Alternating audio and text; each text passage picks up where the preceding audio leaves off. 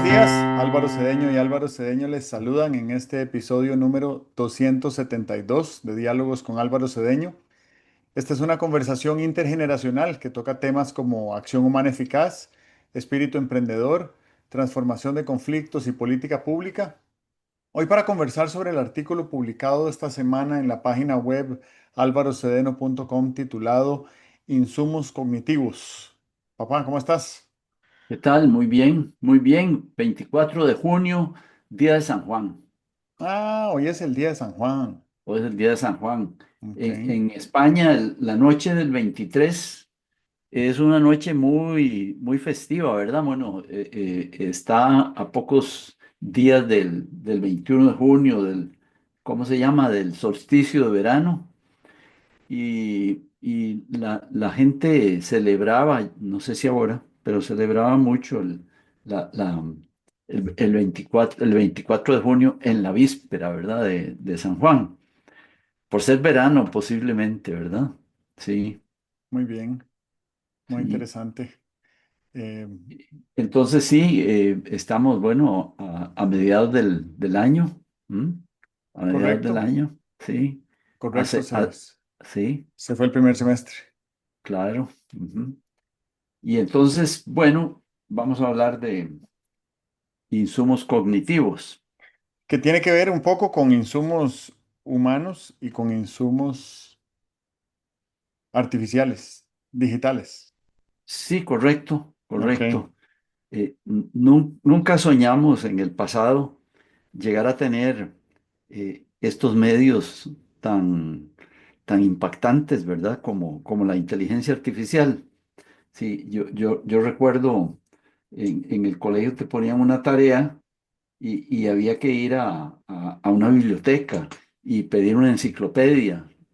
Y, y bueno, la enciclopedia parecía una maravilla porque tenía tanta información, era tan diferente una enciclopedia a un diccionario, a pesar de que había unos diccionarios pequeños que se llamaban diccionarios enciclopédicos, porque no solamente traían información sobre definiciones de las palabras, sino que traían también algunas ilustraciones. Y entonces buscabas Roma y te salían un par de fotitos de Roma, pero jamás lo que tenemos hoy en día.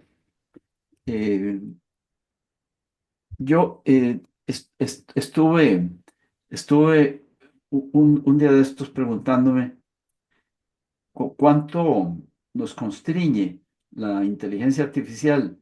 Y sobre todo un tema que tú has tocado y que mucha gente experta en educación también está tocando, y es qué puede producir la inteligencia artificial en nosotros. Eh, la gran pregunta es si nosotros,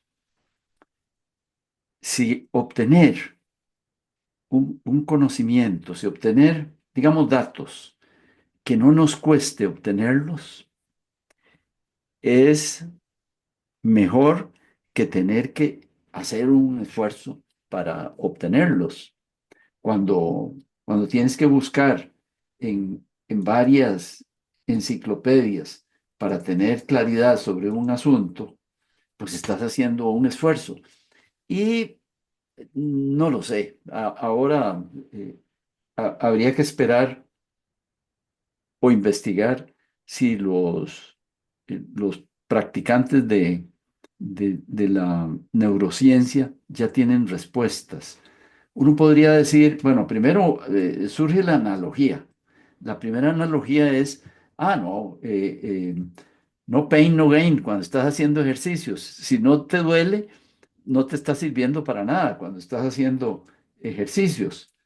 eh, Caminas, sí, pero no te agitaste. Entonces, no cuenta el ejercicio desde un punto de vista aeróbico.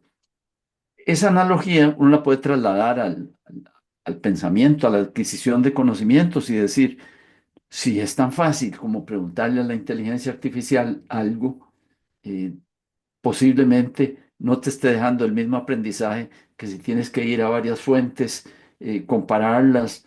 eh, ver tus dudas, ir con la duda a otra fuente que ahora, pues la inteligencia artificial te lo da todo, todo servido. Pensando en esta cosa, yo me puse a preguntarme ventajas del maestro frente, por ejemplo, a la inteligencia artificial y rápidamente llegaba a una respuesta, pues eso es una respuesta eh, formateada por lo que sabemos. Bueno, la inteligencia artificial no nos puede servir como modelo humano.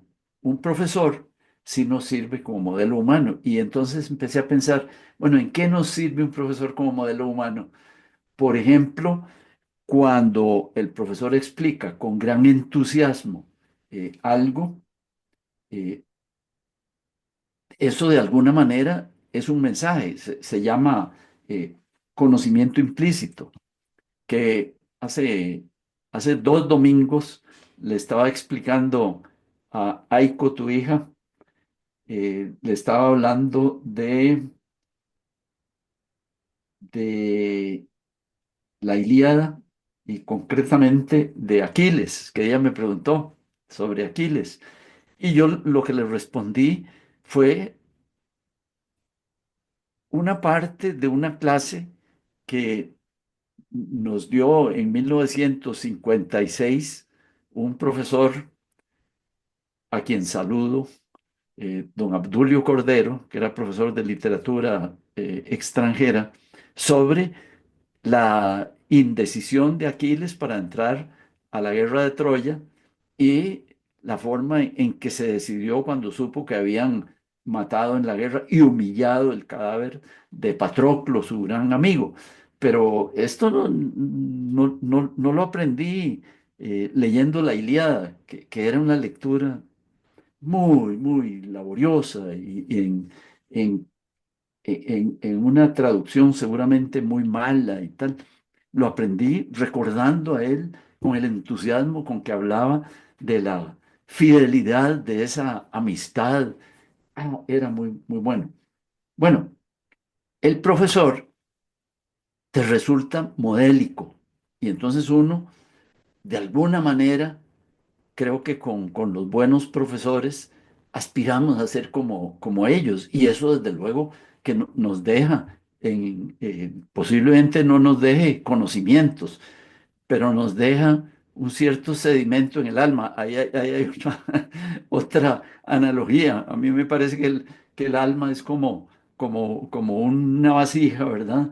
Donde hay unas cosas que están ahí, que son el líquido principal, pero hay un sedimento que es lo que se va convirtiendo en nuestra personalidad, en nuestra manera de ser. El sedimento son las cosas eh, pensando en Russell Ackoff, que habla de que nosotros recibimos, cuando aprendemos, recibimos datos o recibimos información, que no es lo mismo datos que información.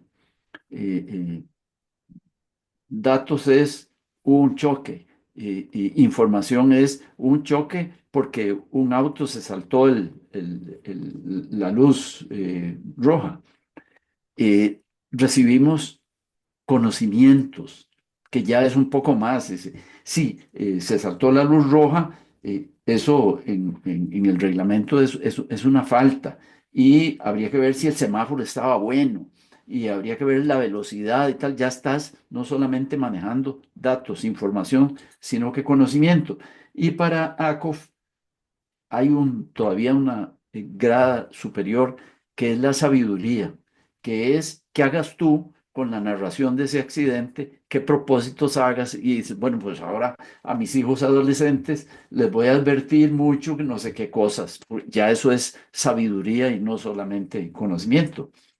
Pues creo que en nuestra alma se sedimenta la sabiduría, que ya está a una gran distancia de los datos y de la información.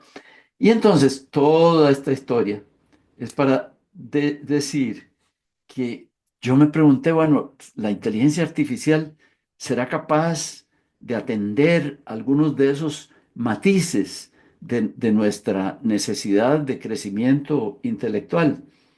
Y me puse a hacer el ejercicio de preguntarle a la inteligencia artificial, explíqueme el teorema de Pitágoras. Y entonces, en segundos, estaba la explicación del teorema de Pitágoras. Y ahora sí, dije yo, voy a preguntarle que me explique lo mismo, pero mostrando admiración tanto por el teorema como por Pitágoras. Y segundos después, ¡pa!, estaba la explicación, mismo contenido, pero eh, manifestando admiración por las dos cosas, por esa maravilla de teorema y por esa maravilla de Pitágoras en su mundo griego, preocupado por estas cosas.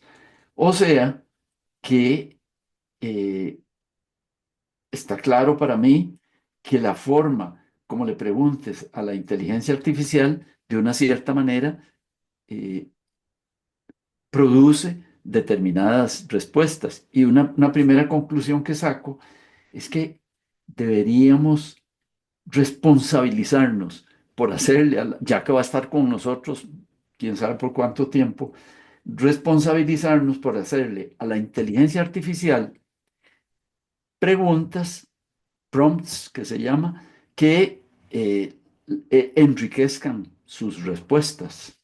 Y bueno, eso me parece que es una conclusión interesante por el momento.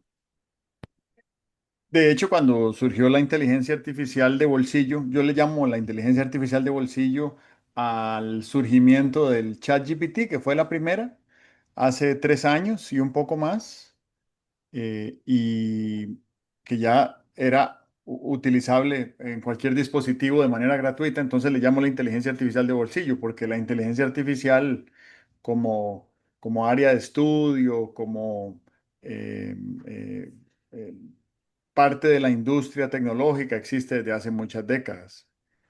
Desde que existe la inteligencia artificial de bolsillo, existe también el concepto de ingeniería de prompts o ingeniería de Sí, pautas, ¿verdad? Que es sí.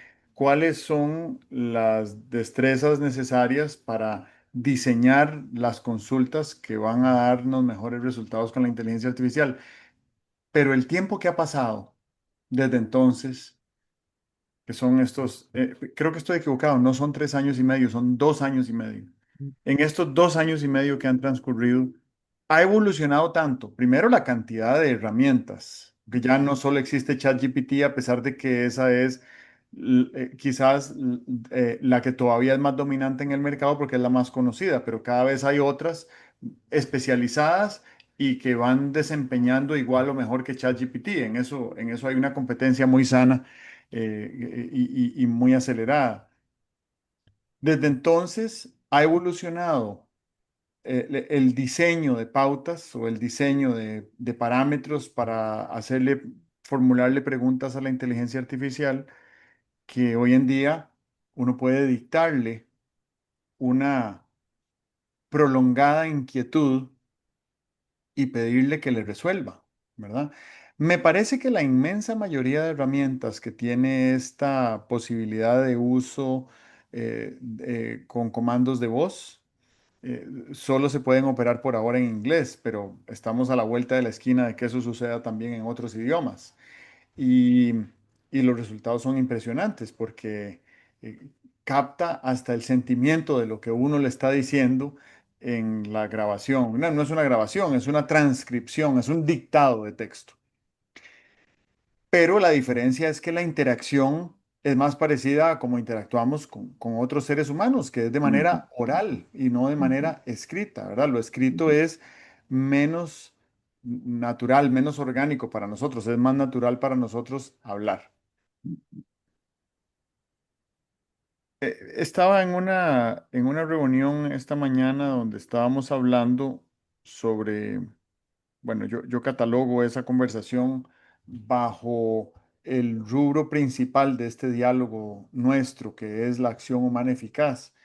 Y en esa conversación de la mañana, la persona que estaba facilitando la conversación decía que la inteligencia artificial ha hecho, ha ensanchado de manera aceleradísima la brecha entre el saber y el hacer. Nunca hemos sabido más que hoy. Sabemos, sabemos todo. Y si no lo sabemos ya, lo sabremos dentro de 5 minutos. Nunca hemos sabido tanto, pero estamos dedicando mucho más tiempo al saber que al hacer. Y nada malo por ahí. Lo que pasa es que el impacto, el crecimiento, la experiencia, el cambio, el servicio, la influencia, em, todo lo que nosotros realizamos como producto, como parte de nuestra productividad, tiene que ver con el hacer. Entonces, ¿cómo conectamos con el hacer? Y esto es, mm, esta es una pregunta que se la puedes hacer a la inteligencia artificial y te va a dar una respuesta y ya vas a saber cómo se hace, pero eso todavía no te va a incentivar o a inducir o a motivar a la acción. Y creo que en eso nosotros podríamos ser mejores que esas herramientas, porque nosotros lo que podemos hacer es eh, facilitar el proceso de que una persona conecte con su chispa de emprendedora o de acción en alguna dirección o de gestión de una tarea compleja que tiene que realizar. En ese sentido, planteo la hipótesis que para conectarnos con la acción podrían ser mejores otros seres humanos que una herramienta digital. Em, y bueno, y me parece que en estos 2 años y medio que han transcurrido, que parece una eternidad, tanto que me equivoqué al principio y dije que eran 3 y medio, pero son 2 y medio. Hemos corrido a usar la inteligencia artificial. No todo el mundo, ¿ah? A veces uno tiene la impresión de que porque uno la usa de manera, recurrente, todo el mundo hace lo mismo y no todo el mundo hace lo mismo. Para empezar, hay un 40% de la humanidad que está excluida de la inteligencia artificial porque está excluida de la Internet. Y entonces ya ahí partimos de 3.000 millones de personas que no corrieron a usar la inteligencia artificial, que no saben qué es y que no están percibiendo los impactos positivos del uso de la herramienta. Pero hay otras personas que también prefieren no salirse de su zona de confort y no tener que aprender algo nuevo. Y hay otras que seguramente también están operando desde el miedo y no Sí, quieren usarla porque sí, sí, han sí, oído cosas que tal vez son indeseables y que sin duda las debe haber, ¿verdad? Si uno las busca, las va a encontrar. Pero no hemos corrido con el mismo fervor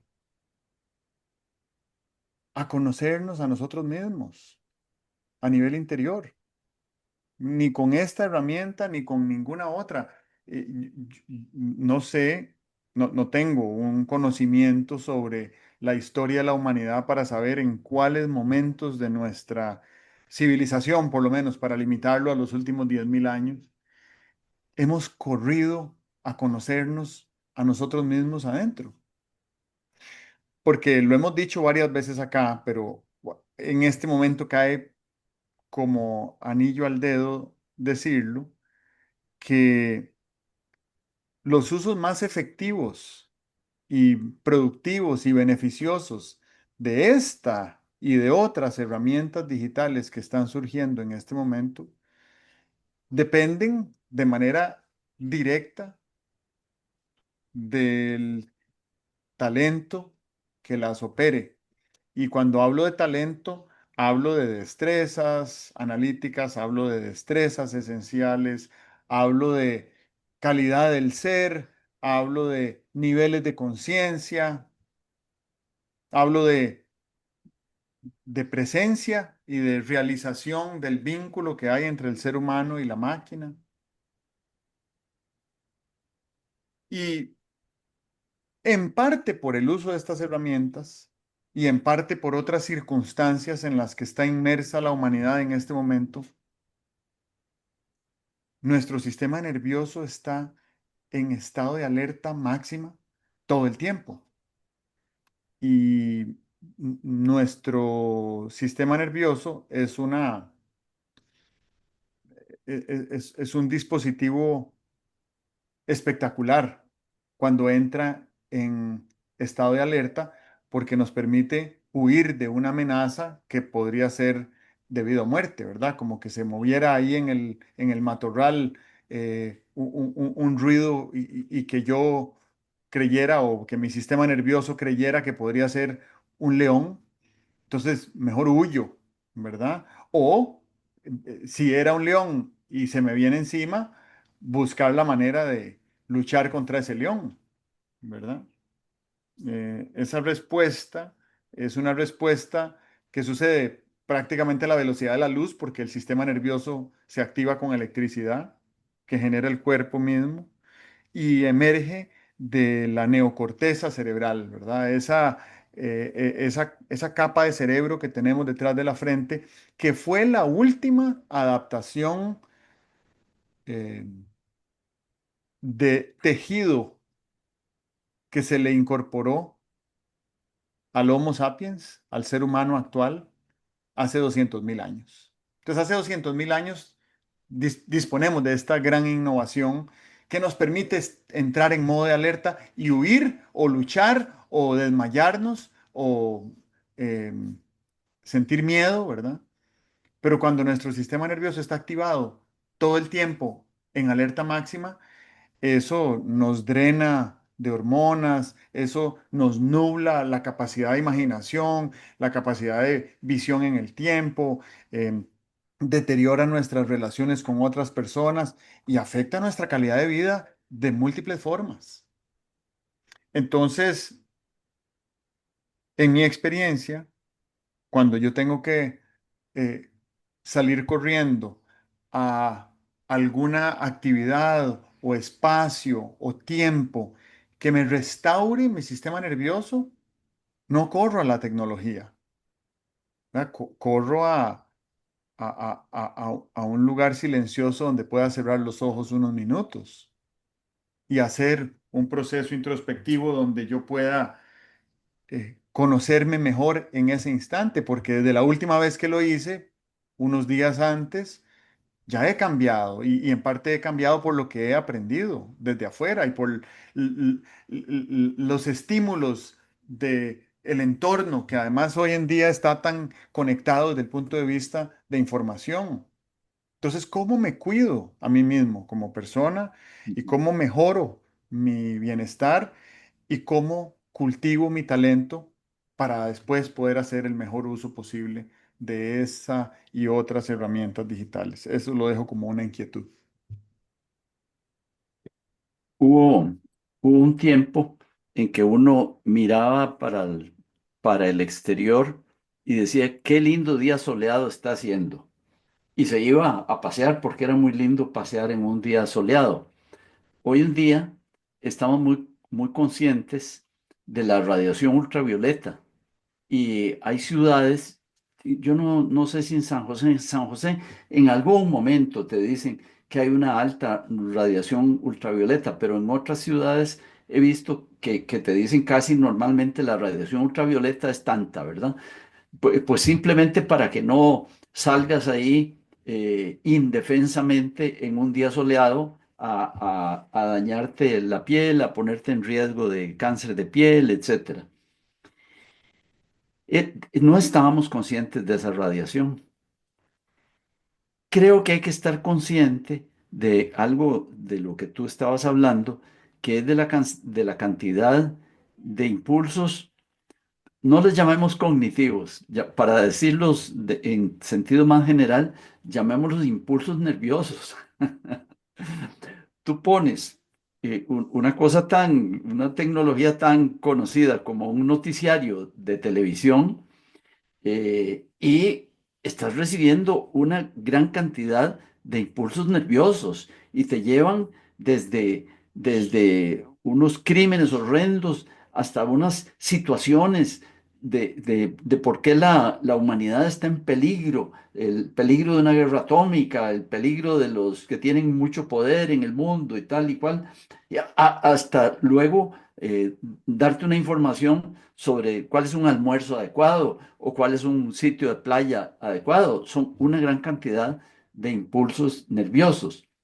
Yo pienso que deberíamos estar, así como ahora tenemos conciencia de cuál es la radiación ultravioleta, deberíamos estar conscientes de cuál es la cantidad de impulsos nerviosos en las que estamos metidos. Nos gustan los impulsos nerviosos porque de alguna manera eh, provocan, provocan en nosotros unas ciertas mareas de transmisores nerviosos que nos gustan. Por eso vamos al estadio. Sí, vamos al estadio porque queremos un partido muy lleno de emociones y hay emociones en convivir ahí con la gente de la gradería y hay emociones procedentes del partido. Pero yo creo que no debemos someternos incondicionalmente a esa cantidad de impulsos nerviosos, de impulsos energéticos que hay por ahí. Primero, creo que no debemos someternos porque se produce lo que estás diciendo. Y es que vivimos en un estado de alerta permanente y la alerta permanente produce un determinado condicionamiento fisiológico que no es el adecuado. Es decir, no nacimos para estar en alerta permanente, ¿verdad? Lo que vamos a tener pronto son eh, estrés postraumático sin haber estado sometidos a traumas específicos, ¿verdad? El estrés postraumático es lo que le pasa a una persona después de estar sometida a una situación en que tenga en peligro su vida, como un combate muy intenso, una situación de peligro permanente en una ciudad que está llena de francotiradores y tal, luego desarrollas el estrés postraumático. Bueno, vamos a empezar a tener estrés postraumático de lo que nos ocurre en la vida habitual. Eh, yo recuerdo cuando me empecé a conducir en esta querida y para mí linda ciudad de San José. Y, y era una felicidad conducir, era como andar jugando con un carrito de juguete. Y me acuerdo que hubo una etapa en que éramos choferes muy fiebres, que estábamos dispuestos a hacerle a cualquier mandado. Vieras que voy para Ronmo, se les decía a alguien en Curridabat, y nos decía, yo te llevo. Y había que ir a Ronmo y volver, y era un placer. Hoy en día yo muchas veces prefiero el Uber que conducir porque la cantidad de insumos nerviosos, la alerta en que te mete, las presas, la cantidad de vehículos, la conducta de los choferes y tal, es una alerta de un cierto nivel. Mencionabas un par de cosas bien importantes. El tema de el balance entre saber y hacer. Entonces, decías, los medios en este momento provocan el saber, pero no están provocando el hacer. Y yo me preguntaba, bueno, ¿cómo hemos hecho en el pasado para conectar con el hacer? Bueno, en el pasado, yo creo que lo que primero se nos viene a la mente sobre cómo conectar con el hacer eran los hobbies. Y hacer cosas manuales, eso es un hobby, pero también se puede hacer cosas que no son manuales. Pienso en actividades que eh, conectaron nuestra vida habitual con con el hacer. El escultismo, por ejemplo, los chicos que pertenecían a una tropa scout siempre estaban en el fin de semana haciendo cosas. Los deportes eran una forma de hacer, no es lo mismo estar oyendo a un comentarista deportivo que estar jugando una mejenga. El que no ha experimentado la diferencia entre oír un programa deportivo y jugar una mejenga, pues se ha perdido una parte muy importante de la vida. El senderismo, que en algunos países ha sido por años muy cultivado, ¿verdad? Por ejemplo, el senderismo en Suiza, a mí me parece que tiene más siglos que el senderismo en España. El senderismo en España es adquirido. El senderismo en Suiza, yo creo que te lo imponía la misma topografía de Suiza, ¿verdad? Ok. Ujú. Los juegos colectivos, que eso sí, eran una práctica común en los niños nuestros, en las escuelas y tal, ¿verdad? Y planteas también que cómo conocernos más a nosotros mismos, porque es importante que el saber no sea solamente saber de cosas externas, sino que sea saber de saber sobre mí para cumplir con el precepto que él de conócete a ti mismo. ¿Cómo nos conocemos a nosotros mismos? Creo que la meditación es un camino hacia conocerse a sí mismo. La autorreflexión, que no es lo mismo, la autorreflexión es lo que ocurre cuando uno escribe en, en modo de diario cosas sobre su día. Cuando uno puede escribir, hoy resolví tales y cuales cosas, las pude haber resuelto de otra manera. Hombre, tal vez me quedé corto en no sé qué, dejé de ver no sé cuánto. Ahí, en esa revisión de diario de lo que ha pasado en el día, creo que estamos haciendo autorreflexión y estamos contribuyendo al conocimiento a nosotros mismos. La retroalimentación es una receta de años, no de muchísimos. No debe tener, no debe tener más de 70 años la recomendación de la importancia de solicitar retroalimentación. ¿Cómo te pareció que estuve en la reunión tal?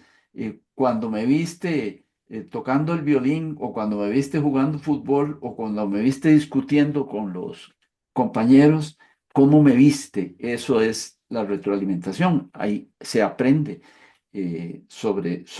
a conocerse a sí mismo, ¿verdad? Y las actividades vivenciales que tienen esa finalidad, ¿verdad? Por ejemplo, los cursos de cuerdas que se llaman, si voy a hacer unas determinadas cosas en un entorno controlado y las voy a hacer con otros y luego me retroalimentan de cómo me vieron pasar por tal obstáculo o cómo me vieron decidir cómo ayudar al que estaba pasando por tal obstáculo. Esas actividades vivenciales que en algunos países están muy desarrolladas, en algunos países y en algunas actividades eh, eh, están muy desarrolladas y son una forma muy importante de aprender. A mí me parece que la metodología de CISB, que tú conoces bastante sobre desarrollo de sensibilidades eh, para chicos de distintas nacionalidades, me parece que es un ejercicio vivencial con el cual, a través del cual uno puede aprender cosas. Bueno, entonces, ahí está este menú de formas de sacar el rato de estos entornos tan llenos de reactivos nerviosos que nos podrían servir para nuestro propio crecimiento y nos podrían servir sin duda para nuestra salud mental.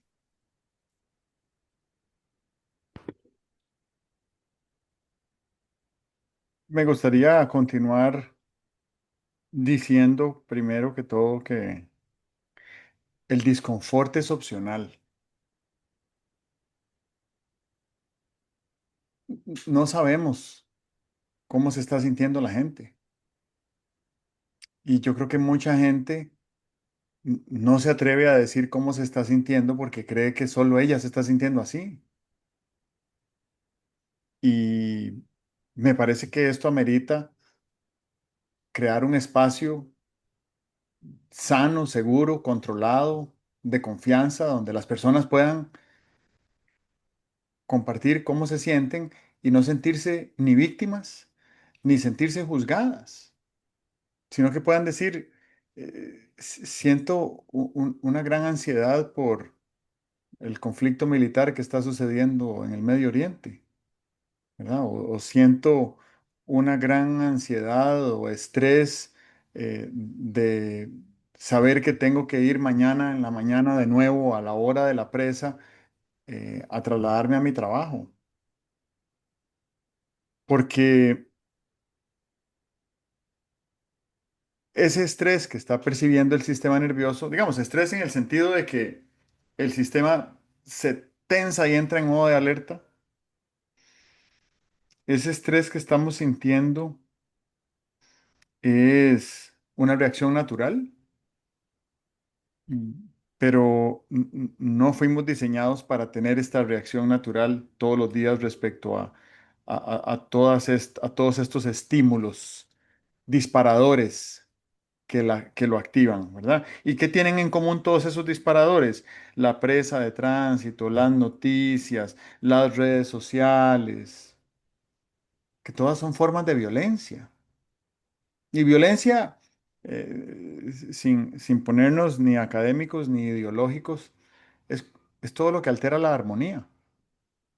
Aquí todavía hay comunidades en Costa Rica y familias e individuos que viven en un estado de armonía como se vivía hace 60 años, 40 años, antes de la gran revolución informática y antes de la gran llegada de visitación de extranjeros y antes de la gran densidad vehicular. Todavía hay gente que vive en armonía. Por la razón que sea, logran aislarse o transformar de manera constructiva todos esos insumos o estímulos violentos que genera el entorno. Y es que la violencia tiene una particularidad y es que engendra más violencia. Entonces, si yo estoy consumiendo información violenta de la naturaleza que sea, esa violencia va a buscar una salida y esa salida puede ser una pesadilla que tuve hoy en la noche o puede ser una reacción airada y agresiva contra una persona de mi hogar, o puede ser eh, a través de el estrés del sistema nervioso que busca compensar esa información que consumimos. Y si esto se convierte en algo crónico, entonces se puede caer en eso que describías, que es el estrés postraumático, que yo no sé cuál es el origen del estrés postraumático, pero sí sé que se popularizó muchísimo durante y después de la guerra de Vietnam, ¿verdad? Que había personas que no lograban adaptarse a su entorno cultural después de haber estado en la zona de guerra en Vietnam, porque sus sistemas estaban tan estresados de estar todo el tiempo, de día y de noche, bajo amenaza de muerte constante. Y eso condujo a muchísima gente a la drogadicción, a muchísima gente al suicidio, a muchísima gente a delinquir. Y ese patrón se repitió durante los prolongadísimos conflictos armados que hubo en Irak y Afganistán. Entonces, el estrés postraumático se ha, se ha socializado. No voy a decir que se ha normalizado, pero se ha socializado. Cada vez hay más gente que te dice que fue diagnosticada con estrés postraumático. Y me llama la atención que de los tratamientos más efectivos que se han encontrado para el estrés postraumático son los tratamientos con sustancias psicodélicas, ¿verdad? Como la psilocibina, que es una sustancia psicoactiva que crece en un hongo en todos los ecosistemas del mundo. 60% de los que se han identificado crecen en Costa Rica. Y los estudios que se están haciendo, sobre todo en Estados Unidos, que es donde está avanzando más rápido la frontera de tratamiento de estrés postraumático con este tipo de sustancias, son altamente promisorios. Además, el secretario de Salud de Estados Unidos actual, que es Robert Kennedy, em, él lanzó su precandidatura para la presidencia de la República con la promesa de legalizar todos los usos medicinales de las plantas psicodélicas, no solo de la psilocibina. Y ahora es secretario de Salud y yo me imaginaría que a la vuelta de unos 2 o 3 años, Estados Unidos va a legalizar los usos medicinales de estas sustancias y eso va a provocar un efecto cascada a nivel global que va a ofrecer mucha sanación muy rápido a mucha gente que la necesita. Pero de aquí a entonces, y si sucede, eh, todavía hay mucho que nosotros podemos hacer al respecto y por eso retomé esta intervención diciendo que el disconfort es opcional, porque lo primero que podemos hacer es cerrar la fuente del disconfort, ¿verdad? No, no todo el mundo tiene el privilegio de salirse de la presa de tránsito. No todo el mundo tiene el privilegio de decir, yo voy a entrar a trabajar a las 5 de la mañana para no topar tránsito, o de irme a la oficina a las 10 de la mañana para no topar el tránsito que toparía a las 7 o a las 8. Las entradas de la escuela siguen siendo las mismas. Muchas de las empresas que tuvieron mucho éxito durante la pandemia con trabajo remoto, le han pedido a sus colaboradores que vuelvan a la oficina 3, 4 o hasta los 5 días de la semana. Y eso ha agravado la presa del tránsito y eso ha agravado el tiempo que estamos expuestos, etcétera. Pero sí podemos cambiar el origen de nuestras noticias o el origen de la información que consumimos. Sí podemos cambiar el tono o la frecuencia de las relaciones interpersonales que tenemos, sobre todo porque hay unas relaciones que nos nutren afectivamente muchísimo y otras que no. Entonces son opcionales esas relaciones interpersonales. Y también podemos cambiar la calidad de calorías que consumimos. Y eso podría hacer que se reduzca el estado nervioso, el estado de alerta de nuestro sistema nervioso, ¿verdad? Y lo otro que podemos hacer, estaba escuchando a un experto la semana pasada decir que la mejor inversión que un adulto puede hacer con su tiempo, inversión a futuro, es dormir. ¿Verdad? Entonces, si nosotros tenemos una rutina de sueño saludable dentro de una ventana de tiempo que es estable durante la semana y que siempre dormimos a la misma hora, vamos a adquirir mayores grados de bienestar. ¿Qué me queda por acá? Me queda decir una cosita respecto a la acción. Estaba escuchando también a un exjugador de la selección de fútbol de Costa Rica que se retiró hace unos meses o el año pasado y decía él que a los jóvenes futbolistas actuales les hace falta calle. Y a lo que se refiere él es que cuando él era niño se crió jugando fútbol en la calle. Entonces, cuando ya llegó a una escuela de fútbol o en la escuela donde estudiaba, tenía la oportunidad de practicar fútbol, ya tenía muchas horas de fútbol calle. pero los chicos que llegan hoy a una escuela de fútbol llegan en un estado muy inmaduro en su destreza técnica de fútbol, porque no han tenido esas horas calle, porque ahora esas horas calle las invierten a videojuegos o a uso de plataformas electrónicas y demás. Me resultó muy llamativo que él lo dijera y bueno, y es un problema de difícil solución, ¿verdad? Así que, bien, eso no quiere decir que todo el mundo esté perdido, ni que el fútbol esté perdido, ni mucho menos. Ok, creo que por aquí yo puedo terminar. Bueno, un par de cositas. Eh, Mencionas algo que yo lo traduzco como qué y con quién comunicar. A mí me parece que la salud mental, esa armonía interna necesaria para vivir es un prerequisito de la felicidad. Sin salud mental, creo que no hay felicidad. Bueno, la salud mental no creo que sea un asunto que se lo debamos dejar solamente al ramo médico, psicólogos, psiquiatras y tal.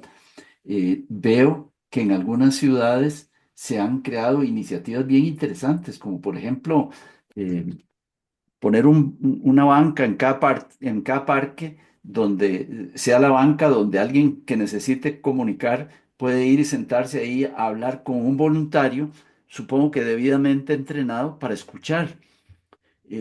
Escuchar no es difícil, pero tampoco es trivial. No, no toda la gente que anda por ahí sabe escuchar, pero es algo que se puede aprender en la escuela, se puede aprender en un esfuerzo específico, ¿verdad?